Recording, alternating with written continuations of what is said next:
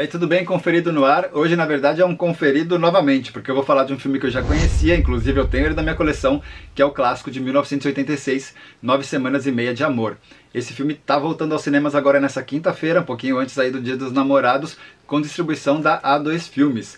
Aproveito aqui para agradecer a A2 que me convidou para a pré-estreia do filme, então fui essa semana já conferir no cinema, foi super gostoso, e também ficar na torcida aqui para que eles possam trazer novamente outros clássicos do cinema aí para as telonas para a gente rever. Essa reestreia vem em comemoração aos 70 anos da atriz Kim Basinger, que é a estrela do filme. Na verdade, ela divide o protagonismo com o Mickey Rourke em um filme do diretor Adrian Lyne. Esse diretor é muito famoso não só por esse clássico, mas também por outros muito famosos da história do cinema, como por exemplo Flashdance, Atração Fatal, Proposta Indecente e o remake dos anos 90 de Lolita. Você pode ver que ele trabalha bastante sistemas aí ligados à sensualidade ou sexualidade, relacionamentos, né, conturbados, esse tipo de situação, e com esse filme não foi diferente. I don't know you. You really don't know me. I can't figure this guy out. Para você ter uma ideia, 3 dias antes de começarem as filmagens, a produtora responsável pelo filme abandonou o projeto. Falou, não, é melhor a gente não se meter nisso, deixa pra lá. Se não fosse a MGM e outras produtoras menores que abraçassem esse filme, que dessem um sinal verde para ele ser feito, esse filme não teria saído do papel. Mas antes de continuar falando sobre a produção conturbada, suas polêmicas, como que foi a estreia no cinema, vamos dar uma situada aí para você que não conhece o filme, só para você ter uma ideia do que se trata.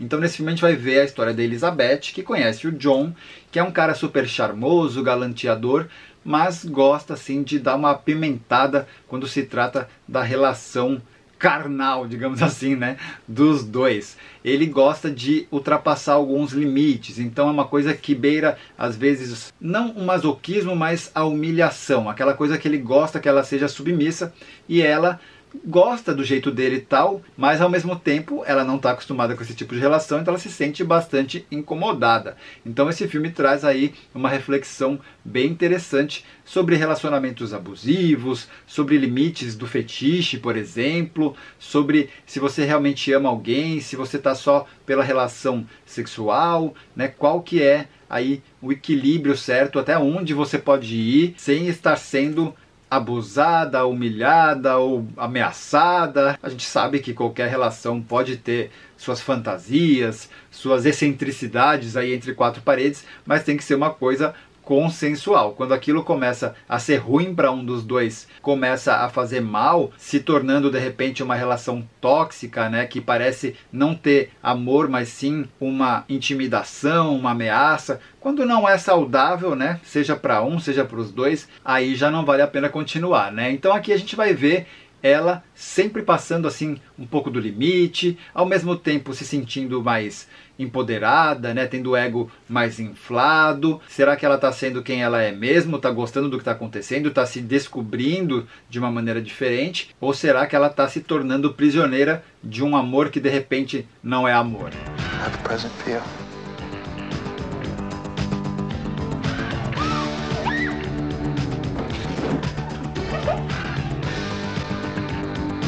You can take off your dress. What?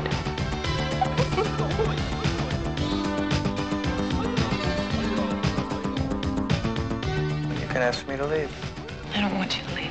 Então você vê que realmente é uma história simples, mas que traz essa polêmica aí embutida. Eu acho que mais recentemente talvez a gente tenha tido um burburinho parecido quando foi lançado 50 Tons de Cinza. Mas assim, só comparando mais ou menos o assunto e o impacto, talvez, as conversas que acabou causando, porque na verdade eu pelo menos considero 9 Semanas e Meia de Amor muito mais cinema do que 50 Tons de Cinza. É um filme que parece muito mais bem cuidado, mais elaborado, mais planejado.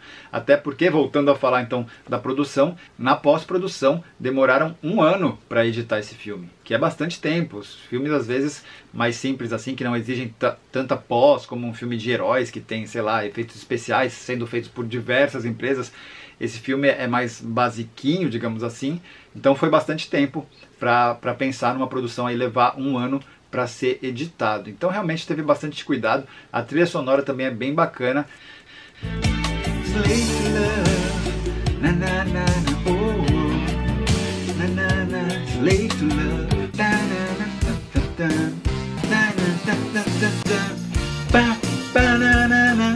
can leave your head on.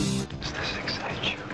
Mas as polêmicas não acabam aí. O filme teve várias sequências e cenas cortadas antes de estrear no cinema, porque estava sendo considerado muito forte. Hoje a gente já tem uma série de produções aí com bastante cenas, né, mais, digamos, atrevidas ou mais explícitas, mas a gente tem que levar em consideração a época. Naquele período isso não era comum, e mesmo assim, você assistindo esse filme hoje, como eu falei, a reflexão tá lá, ele não deixa de ser um filme forte, mesmo já a gente estando mais acostumados com esse tipo de conteúdo. Mas então ele estreou no cinema com algumas cenas cortadas, algumas sequências que estavam um pouco ultrapassando os limites, digamos assim, e não fez sucesso nos Estados Unidos. Flopou por lá, mas acabou fazendo bastante sucesso nos outros países. E vale falar que essa versão que está sendo relançada agora nessa quinta-feira pela A2 é a versão sem censura, sem cortes. Eu sei porque o filme que eu tenho na minha coleção é essa versão e eu já comparei. Então você vai assistir a versão completinha aí, e não aquela versão light que foi vista nos cinemas quando estreou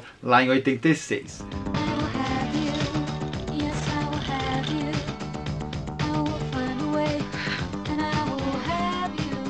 Bom, durante as filmagens desse filme também tiveram bastante polêmicas, porque Kim Basinger e Mickey Rourke não se davam muito bem. Não é que eles tinham uma treta, já não se aguentavam, mas é que foi feito quase que um experimento durante as filmagens. O diretor não deixou eles se conhecerem, eles não se conheciam antes do filme, não deixou eles conversarem entre cada cena, eles não podiam sair para jantar depois, sabe, confraternizar com a produção, com o elenco, nada. Eles tinham que manter essa distância e atuavam assim, dessa maneira. Então eles tinham que fazer uma cena ali difícil e eles não tinham intimidade para fazer, não se sentiam à vontade. E o diretor e o Mickey acabavam manipulando ela. Então assim, o Mickey chegava pro Adrian e falava, olha, acho que ela não tá ainda muito bem, tal. Aí eles tipo meio que forçavam um pouco mais a barra, sabe? Levavam ela mais ao limite. O diretor chegou a declarar que ela era uma pessoa muito doce, muito ingênua, que era fácil meio que brincar com ela, entendeu? Assim, e ela, na verdade, depois aí também nas entrevistas acabou falando que ele devia chegar pra ela e falar, e não ficar fazendo esses joguinhos junto com o Mickey Rourke. Então você vê que não era um ambiente muito legal, né? Era uma ideia já pré-concebida de que eles não poderiam ter contato, mas ao mesmo tempo isso fez com que a experiência da Kim não fosse tão agradável. Tanto que depois que ela terminou o filme, ela disse assim que não queria ver nunca mais ninguém que estava naquele set. Se ela visse o cara que servia café atravessando a rua, ela ia ter vontade de matar o cara, de tanta raiva, de tanta coisa reprimida que ela ficou durante essa produção. O próprio Mickey, ela só foi rever depois de 26 anos que o filme tinha sido feito, imagina só.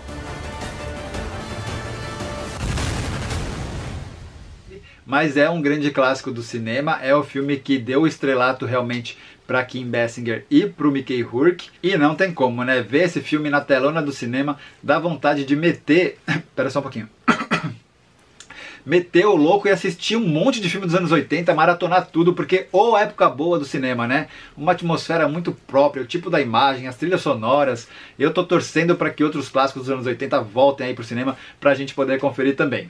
É isso aí, fico por aqui. Se você gostou, deixa sua curtida, compartilha com os amigos, se inscreve no canal, ativa as notificações e eu te vejo no próximo vídeo. Do you like it?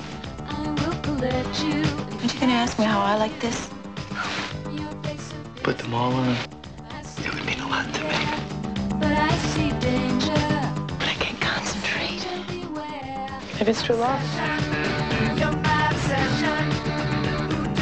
Is this some kind of game? It's whatever we want it to be. Who do you think you are? You're taking a hell of a lot for granted, aren't you?